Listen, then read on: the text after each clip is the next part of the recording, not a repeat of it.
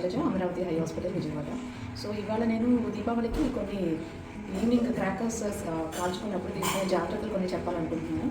So first of all ఏంటంటే, మనం crackers ఎప్పుడు కూడా ఆథరైజ్డ్ డీలర్స్ దగ్గరే తీసుకోవాలి.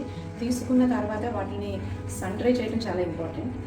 Third important point is, parents ఎప్పుడు కూడా కిడ్స్ని సూపర్వైజ్ చేస్తూనే ఉండాలి క్రాకర్స్ బర్న్ చేసినంతసేపు.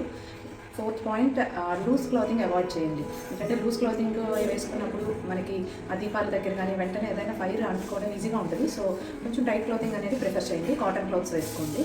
ఒకవేళ ఏమైనా బర్న్ అయితే, సపోజ్ సమ్ కేసెస్లో బర్న్ అయితే కనుక వెంటనే first of all 2 buckets of water ఎప్పుడు పక్కన పెట్టుకోవాలి. In case of burns immediately ఒక క్లీన్ క్లాత్తో ర్యాప్ చేసేసి ఇమీడియట్గా హాస్పిటల్కి రష్ చేయాలి. సో ఐ వరకు వస్తే కనుక always wear shatter proof glasses while burning crackers ఎప్పుడు కూడా మనం క్లోజ్డ్ కంటైనర్స్లో, బాటిల్స్లో అట్లాంటి వాటిలో ఫైర్ చేయకుండా ఓపెన్ ప్లేసెస్లో ఫైర్ చేయాలి.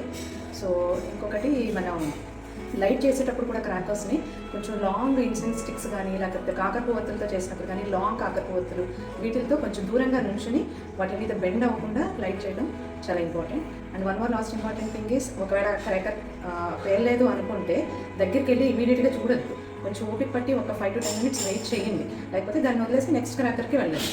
So have a safe and happy Diwali. Thank you.